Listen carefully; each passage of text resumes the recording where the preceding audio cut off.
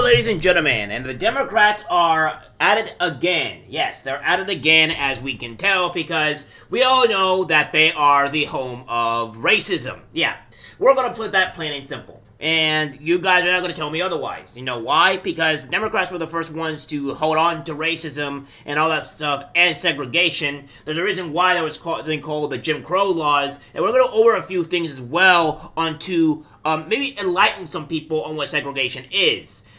So every time somebody mentions a Democrat, I hurtle and scare myself into racism because of course, Joe Biden isn't racist. He hasn't said horrible things to black people on camera. Oh, if you don't vote for me, you ain't black, because that's the right thing to say. So, without further ado, we're going to give you a video, if you will, clip that shows that there's a school starting immigration, or not immigration, but segregation once again.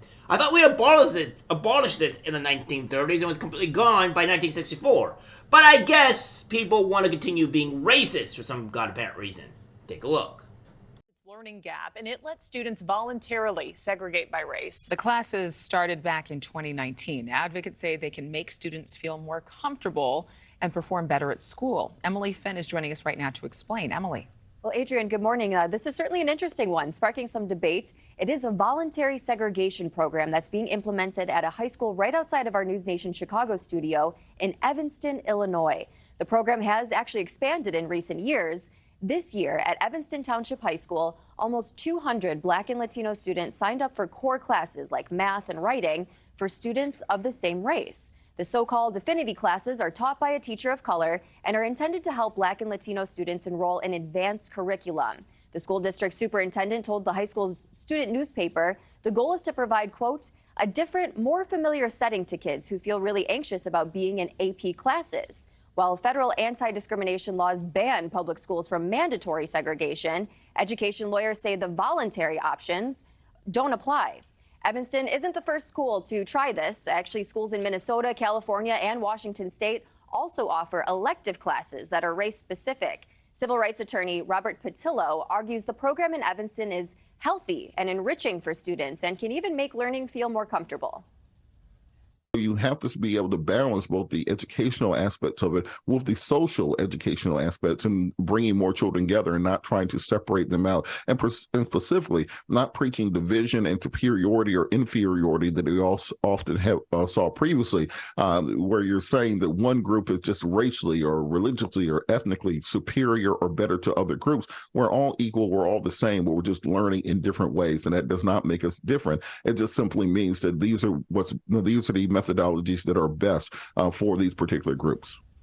But not everyone agrees with Patillo's assessment. Nationwide, fewer Black and Latino students enroll in advanced placement courses than white students and oftentimes do score lower on standardized tests. But the director of the National Education Policy Center, Kevin Wellner, says that he believes the segregated classes in high schools are simply a short-term solution to the racial inequalities he says minorities face in society as a whole. The school district seems to be trying to respond to the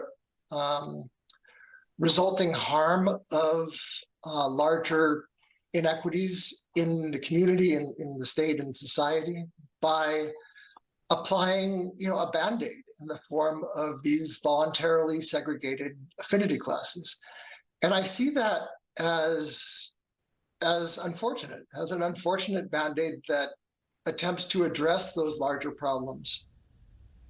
As we mentioned, the Evanston High School isn't the only school across the U.S. that's implementing similar programs. Other school districts around the nation will be closely watching what does happen in Evanston and what the impact is on students, test scores, and the districts. Adrian and Markey. And it looks like there's not actually an answer as to whether this is beneficial yet. Let me tell you one thing. This does anything that is unbeneficial. This is not beneficial by any stretch of the imagine. In fact, this is so unbeneficial that I can't even tell you on how bad it is. Yes, let's segregate and separate people from not being used to other races. Let me use a baby as an example. Now, normally when you have a white baby, or I assume a black baby, but I haven't been around very many black babies that would have the same reaction, but they would most likely have the same reaction. When you are with specifically I'll use a white baby, and they see a black kid, and they are curious by nature on what is going on. Now, This isn't racism. This isn't a form of anything. This is because they've never seen somebody of a different color before in their lives, so their interest peaks. I have known this because my mom used to take care of kids for 40 plus years. And whenever I was around kids that were obviously a different shade, they were confused and looked at me in awe because they just did not know or understand. But this has nothing to do with racism. They just don't know or realize that there are different people of color or different people of a different shade of them. This is normal, and normally when you put people in the same places, in the same classes, it shows that you'll have some bad apples and you have some good apples. And normally, I never had a problem with racism with people because, normal people are just normal and they don't have to worry about it. But when you do segregation, you could have some horrible opinions about people, etc., etc. Why our schools want to implement segregation again, I don't know. And what we have here is I'm going to show you some things that have a little bit to do with the segregation, that the Democrats were doing. Alright, so we have this. As segregation tightened and racial oppression escalated across the United States, some of the leaders of the African community, often called the Talented Tenth, began to reject Booker T. Washington's conciliatory approach. W.E.B. Du Bois and other black leaders channeled their activism by founding the Niagara Movement in 1905. Later, they joined white reformers in 1909 to form the National Association for the Advancement of Colored People. Early in its fight for equality, the NAACP used the federal courts to challenge disfranchisement and residential segregation. Job opportunities were the primary focus of the National Urban League, which was established in 1910. During the Great Migration, 1910 through 1920, African Americans by the thousands poured into industrial cities to find work and later to fill labor shortages by the World War I. Though they continued to face exclusion and discrimination in employment, as well as some as segregation in schools and public accommodations. Now, a little bit, look at this. As some segregation in schools and public accommodations. This was back in 1920, guys. We're going back almost over 100 years ago. This is insane. The war and migration bolstered and heightened self-confidence in African Americans that manifested in the new Negro movement of the 1920s. Invoking the new Negro, the NAACP lobbied aggressively for a federal anti-lynching law. In 1933, President Franklin D. Roosevelt's New Deal provided more federal support to African Americans than at any time since Reconstruction. Even so, New Deal legislation and policies continued to allow considerable discrimination. During the mid-30s of the NAACP, launched a legal campaign against a Jewish according to law segregation, focusing on inequalities in public education. By 1936, the majority of black voters had abandoned their historic allegiance to the Republican Party and joined with labor unions, farmers, progressive, and ethnic minorities, ensuring President Roosevelt's landslide re-election. The election played a significant role in shifting the balance of power in the Democratic Party from a southern bloc of white and conservatives towards this new coalition. And this, I may believe, guys, would be the Democratic foothold to why there's so many black people that are with the Democratic Party today. However, the Democratic Party is horrible, and this was a trap for black people. Because essentially, the Democrats were just going to be using the black people forevermore for their own power. There's the reason why they continuously use them. And what we have here is that there's how was housing segregation, of course, in 1911, we already went through this, and then there was segregation in schools. And segregation of children in public schools were struck down by the Supreme Court as unconstitutional in 1954. So, again, we are going back almost 100 years when it comes down to segregation.